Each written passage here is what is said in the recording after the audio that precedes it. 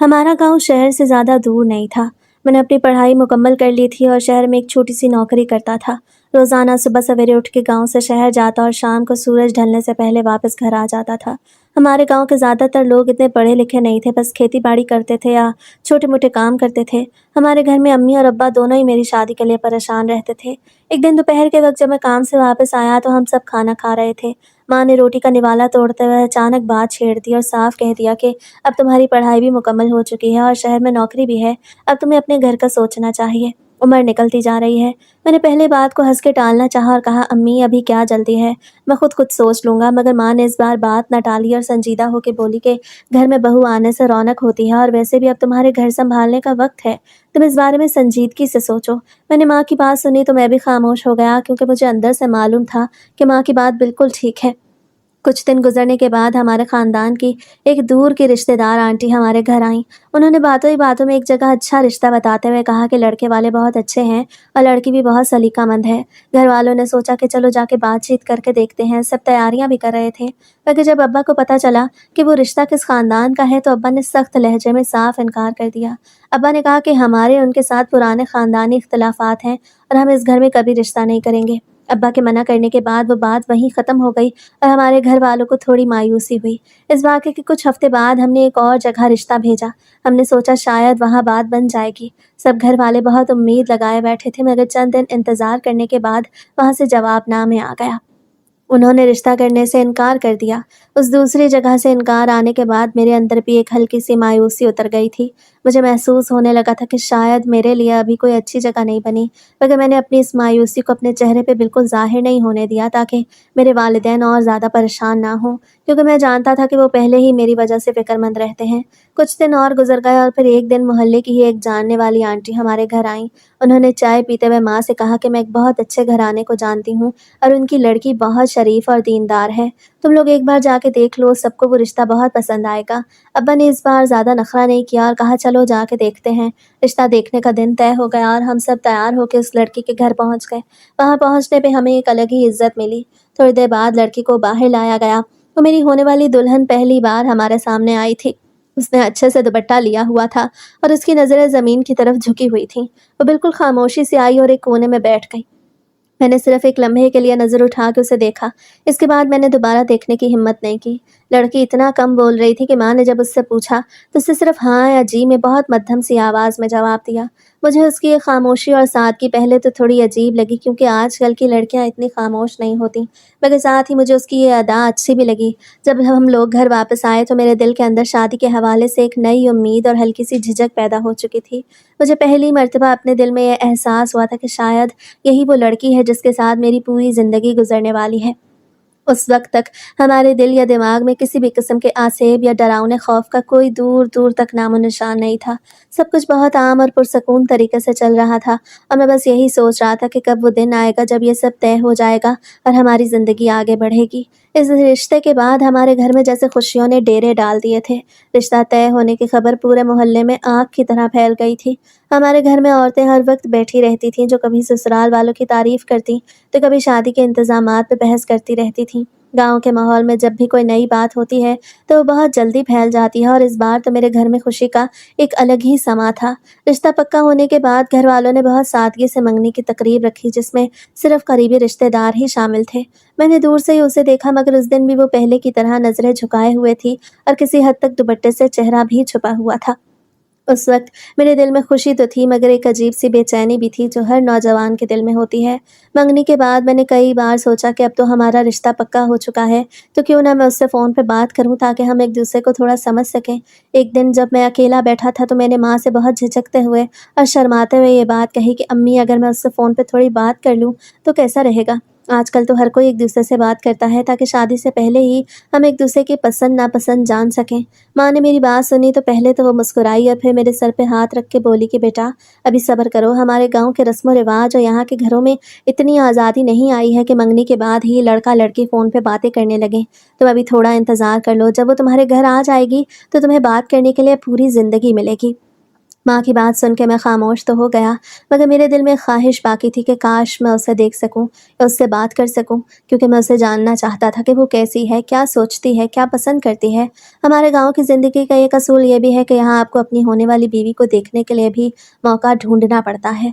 एक दिन मैं शहर से अपनी नौकरी से वापस आ रहा था तो शाम का वक्त था, सूरज डूबने वाला था और गली में ज़्यादा भीड़ नहीं थी। मैं अपने ही ख्यालों में मगन था कि सामने से वो अपनी माँ के साथ किसी के घर से वापस आ रही थी। उसे देखते ही मेरा दिल ज़ोर-ज़ोर से धड़कने लगा।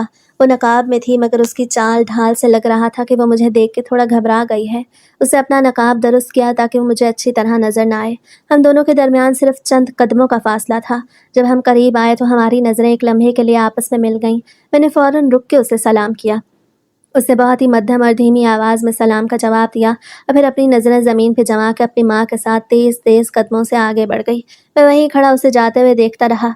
उस चंद सेकंड की मुलाकात का मेरे दिल पे बहुत गहरा असर हुआ। मुझे लगा जैसे आज मैंने उसे पहली बार किसी और अंदाज़ में देखा है। मैं घर पहुँच के भी यही सोचता रहा कि वो इतनी खामोश क्यों रहती है? क्या वो वाक़ई इतनी शर्मीली है या फिर मेरे सामने आने से वो घबराती है? मेरे ज़हन में बार-बार वही सवाल आते रहे कि क्या वो भी मेरे बारे में सोचती होगी या वो सिर्फ़ अपनी माँ के पीछे चलने वाली खामोश लड़की है। मैं उससे बराह रास्त तो बात कर नहीं सकता था, इसलिए मैंने दूसरा रास्ता निकाला। मैंने अपनी बहन और कभी-कभी माँ से कहना शुरू किया कि आप लोग जब भी उसके घर जाएँ या उसकी माँ से बात करें तो उनसे पूछना कि उसे खाने में क्या पसंद है? उसे कैसे कपड़े अच्छे लगते हैं या उसे किस किस्म की किताबें पढ़ने का शौक है। मैं चाहता था कि मैं उसके लिए वो सब कुछ करूं जो उसे पसंद हो, ताकि जब वो हमारे घर आए तो उसे किसी चीज़ की कमी महसूस ना हो। घर वाले मेरी ये बातें सुन के हंसते थे और कहते थे कि देखो, उसे अभी से अपने होने वाली बीवी का कितना ख्याल है। मगर मेरी नीयत बिल्कुल साफ थी, मैं बस उसे समझना चाहता था।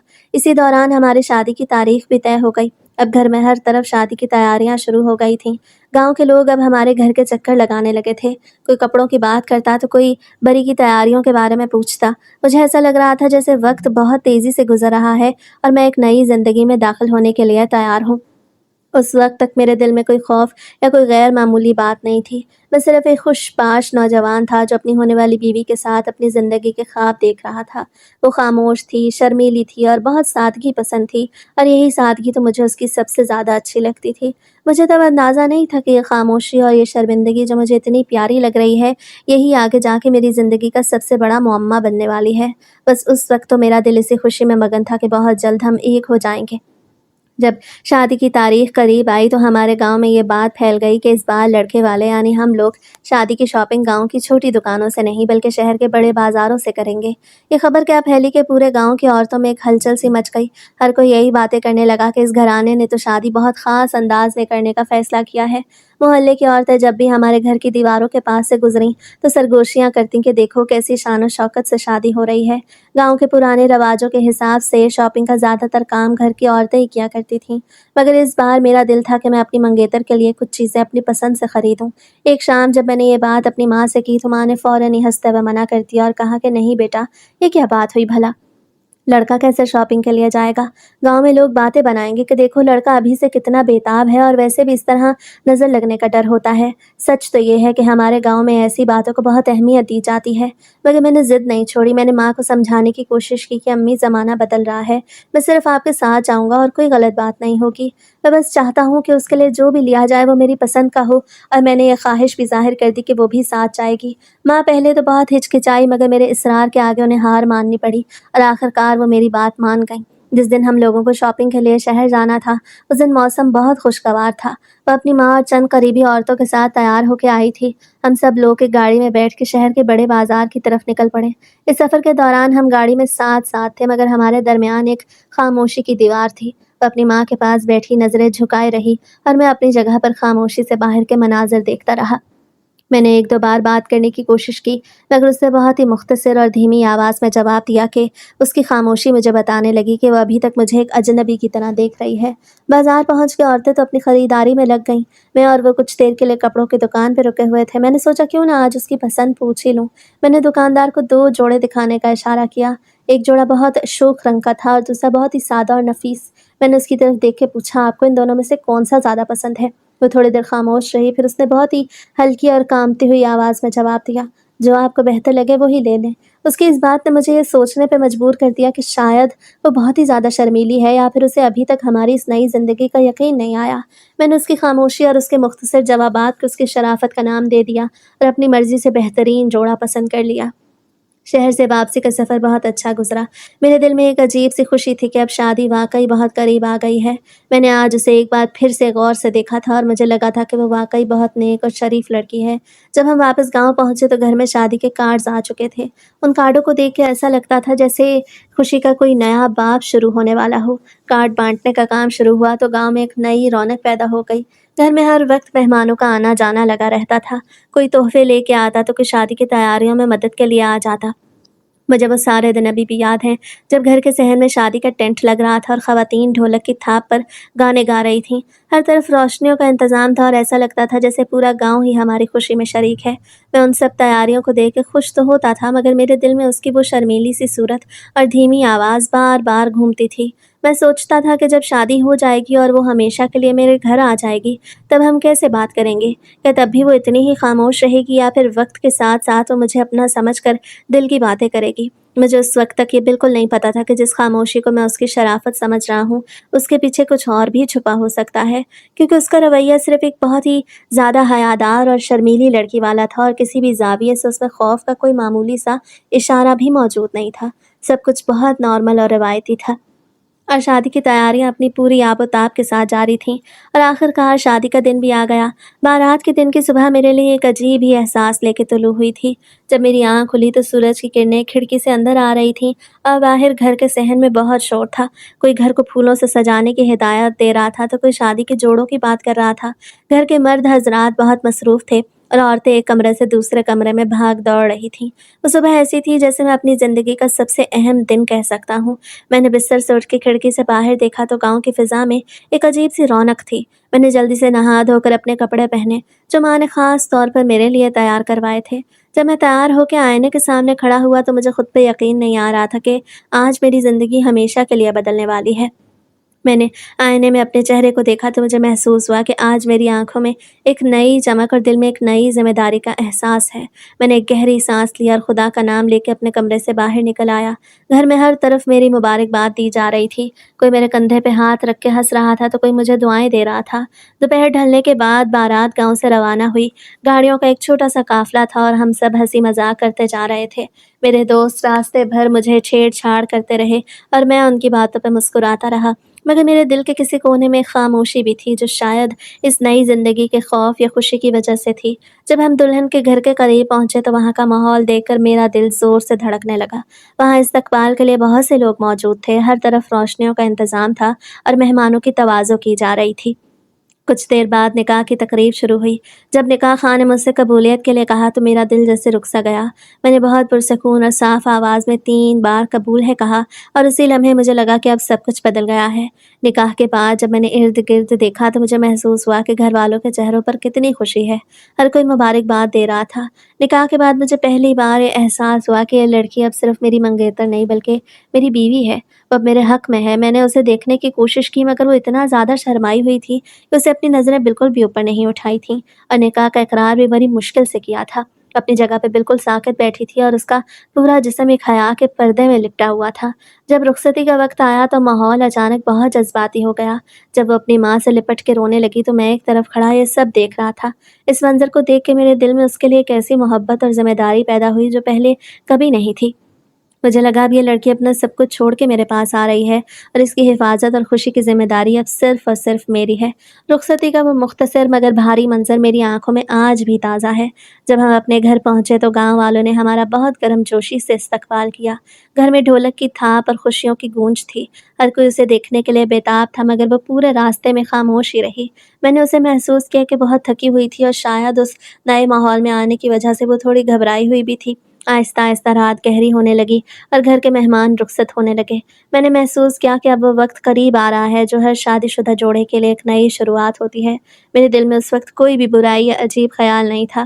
میں صرف یہی سوچ رہا تھا کہ کس طرح میں اسے اس گھر میں آرام دہ محسوس کراؤں گا۔ मैंने उस रात को अपनी ज़िंदगी की सबसे हसीन रात समझा था और मैं बिल्कुल बेखबर था कि मेरी ज़िंदगी का सबसे बड़ा मोड़ अब बस दरवाजे के उस पार मेरा इंतज़ार कर रहा था। वो खामोश थी और मैं भी खामोश था। हम दोनों उस नई ज़िंदगी के दरवाजे पे खड़े थे जहाँ से आगे क्या होने वाला था, इसका मुझे ज़रा भी अंदाज़ा नहीं था। लेकिन उस वक़्त तो सब कुछ एक आम और खूबसूरत देसी शादी की तरह ही आगे बढ़ रहा था। शादी की तमाम तर रसूमात के बाद जब मेहमान रुखसत हो गए और घर में सुकून सा छा गया, तो मैं दिल में एक अजीब-सी खुशी और जोश लिए अपने कमरे की तरफ बढ़ा। कमरा बहुत खूबसूरती से सजाया गया था। चारों तरफ फूलों की खुशबू फैली हुई थी और रोशनी बहुत मद्धम और धीमी थी। मैंने दिल की धड़कनों को काबू में रखने की कोशिश की और आहिस्ता से दरवाज़ा बंद कर दिया। वो बेड पे बैठी थी और उसका चेहरा उसके घूंघट से छुपा हुआ था। मैंने एक लंबी सांस ली और अपने दिल में दुआ की, खुदा मेरी इस नई ज़िंदगी को खुशियों से भर दे। मैंने बहुत नरमी से उसकी तरफ देखा और मुस्कुरा के बात शुरू करने का सोचा। मैंने सोचा कि उसे बहुत थकावट हुई होगी। सारा दिन वो जिस तरह की मसरूफियात से गुजरी थी, वो किसी भी इंसान को थका देने के लिए काफ़ी थी। मैंने बहुत प्यार भरे लहजे में उससे कहा कि तुम बहुत थक गई हो, क्या मैं तुम्हारे लिए पानी लाऊं या फिर कुछ और चाहिए तो बताओ। मैंने ये बात बहुत ही सादा अंदाज में कही थी, मगर जैसे ही मेरी आवाज़ उसके कानों तक पहुंची, तो वो अचानक किसी ज़ोरदार झटके की तरह बेड से उठ खड़ी हुई। उसकी हरकत बहुत तेज़ी से बदल गईं। मुझे देख के इस तरह घबराई जैसे उसने किसी बहुत बड़े खतरे को देख लिया हो। उसकी आंखों में अजीब सा खौफ था और वो बुरी तरह कांप रही थी। मैंने उससे पुरसकून करने के लिए कहा कि तुम घबराओ मत, मैं तुम्हारा शौहर हूँ।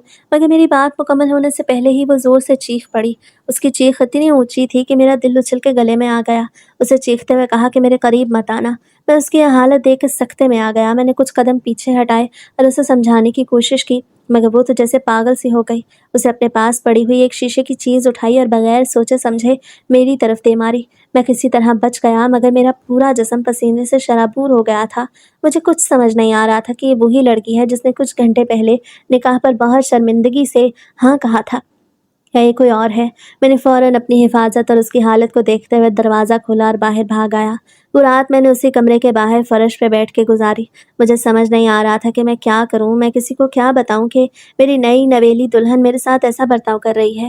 मुझे शर्मिंदगी भी हो रही थी और हैरत भी कि आखिर ऐसा क्या हुआ। अगली सुबह जब सूरज निकला तो मैंने दूर से उसे देखा। वो बेड के कोने में खामोशी से बैठी थी और उसकी नज़रें ज़मीन पे जमी थीं। घर वाले जब उसे देख के मुस्कुराते तो वो कोई जवाब नहीं देती थी। घर के सब लोग यही समझ रहे थे कि नई दुल्हन है तो शर्मा रही होगी या उसे घर की याद सताई होगी। मैंने सोचा शायद अम्मी को बता दूं, मगर फिर सोचा कि अभी तो शादी का पहला दिन है, कहीं कोई बड़ी बात न बन जाए। मैं चुप रहा और अपने दिल का बोझ खुद उठाए रखा।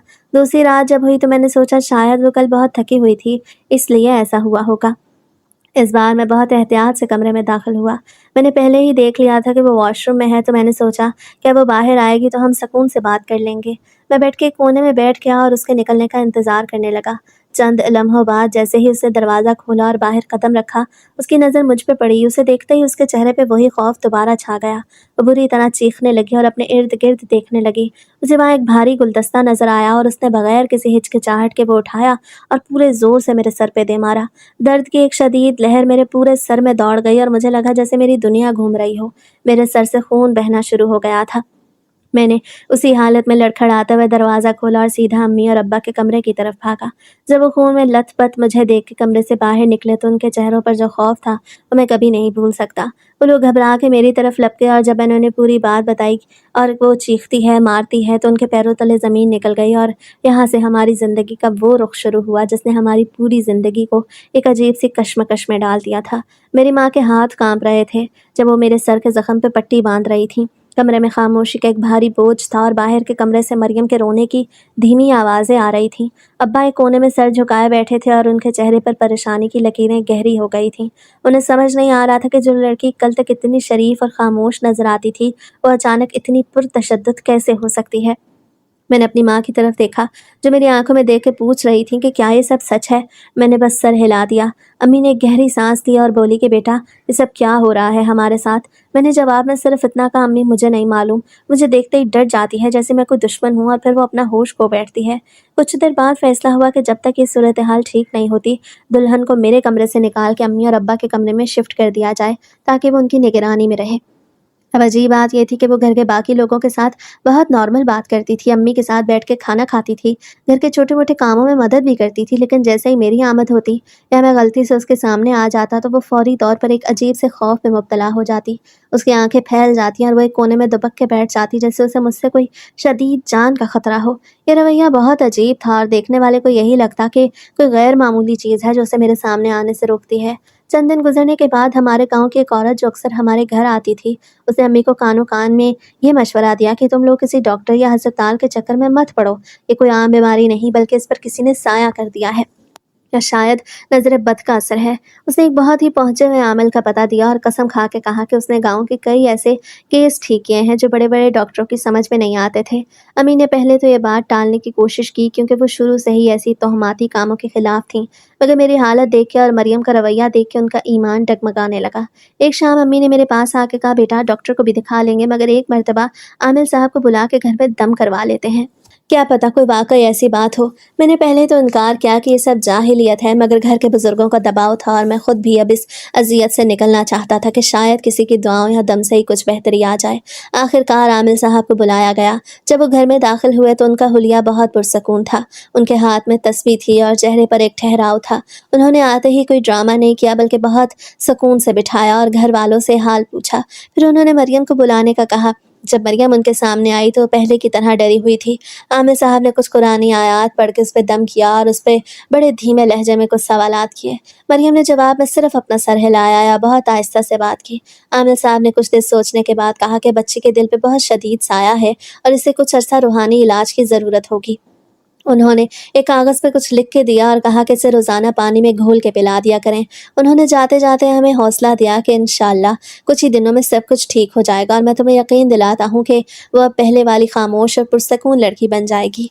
उनकी पुरसकून गुफ्तगू ने घर वालों के दिल में उम्मीद की किरण पैदा कर दी और जब अगले ही दिन मरियम ने वो पानी पी के खाना खाया तो वो हैरान कुन तौर पर बहुत पुरसकून दिखाई देने लगी। ना तो वो किसी चीज़ को देख के चीखी, ना उसने किसी से बदतमीज़ी की। घर वालों ने उसे शामिल के रूहानी इलाज का मौजज़ा समझ लिया और मैं भी दूर खड़े होकर उसे देख के खुश हो रहा था कि शायद अब हमारी अज़दवाजी ज़िंदगी की वो तलखियाँ ख़त्म होने वाली हैं जो पिछले कुछ दिनों से मेरी रूह को ज़ख्मी कर रही थीं। मगर मैं ये नहीं जानता था कि ये सुकून सिर्फ एक खामोश तूफान का पेश खैमा है। अगले 2-3 दिन जैसे एक नई ज़िंदगी की नवीद लेके आए। आमिल साहब रोज़ाना वक्त पे हमारे घर आते। उनका अंदाज़ बिल्कुल सादा था। वो कमरे में दाखिल होते, बैठते और बड़े पुरसकून आवाज़ में कुछ कुरानी आयात का विर्द करते। उनकी आवाज़ में एक ऐसी कशिश थी कि हम सब घर वाले खामोशी से बाहर से सब सुनते। अंदर आने की इजाज़त नहीं थी। वो दम करने के बाद अपने हाथों से दम की चीज़ें और पानी पिलाते और फिर खामोशी से रुखसत हो जाते। उनके आने के बाद घर का माहौल बदलने लगा था। मरियम का रवैया जो पहले बहुत ज़्यादा जारहाना और खौफज़दा था, अब आहिस्ता आहिस्ता नॉर्मल होने लगा। अब घर के कामों में हिस्सा लेने लगी। अम्मी के साथ बैठ के चाय पीती और मुझसे बातचीत भी करती। पहले की तरह चीखना, चिल्लाना या चीज़ें फेंकना तो दूर की बात है, अब तो वो घर वालों को देख के मुस्कुराने भी लगी थी। मैं अक्सर दूर खड़े होकर उसे देखता और दिल ही दिल में अल्लाह का शुक्र अदा करता कि शायद यह आजमाइश अब अपने अख्ताम को पहुंच रही है। माँ तो बहुत ही ज़्यादा खुश थीं। वो हर वक्त आमिर साहब की तारीफ़ें करते नहीं थकती थीं। माँ का मानना था कि हमने सही वक्त पर सही बंदे से राब्ता कर लिया और आमिर साहब ने वाकई इस गुत्थी को सुलझा लिया जो डॉक्टरों और हकीमों के बस में नहीं थी। मेरे दिल में भी अब आमिर साहब के लिए एक गहरा एतमाद पैदा हो चुका था। जब मैं देखता था कि वह अब किसी को देख के खौफज़दा नहीं होती तो मुझे लगता था कि अब वो दिन करीब है जब हम अपनी ज़िंदगी को नए सिरे से शुरू कर सकेंगे। आमिर साहब अक्सर मरियम को बहुत प्यार से और समझ बूझ के नसीहत करते थे। उसे कहते थे कि बेटी घबराने की ज़रूरत नहीं है, देखना तुम बहुत जल्द मुकम्मल तौर पे ठीक हो जाओगी। मरियम उनकी बातों को सर हिला के सुनती थी और फिर दो करने के बाद वो बहुत पुरसकून होकर सो जाती थी। हम सब उसे दम का असर समझते थे और हमें लगता था कि दम वाकई उसके एहसास को पुरसकून कर रहा है। मैंने महसूस किया कि अब घर में वो अजीब सा खौफ नहीं था जो पहले हर वक्त रहता था। मैंने अपनी नौकरी पर वापस जाने का फ़ैसला कर लिया था, क्योंकि अब मुझे यकीन हो गया था कि घर में सब कुछ ठीक है और अब मैं अपनी बीवी के करीब जा सकूँगा।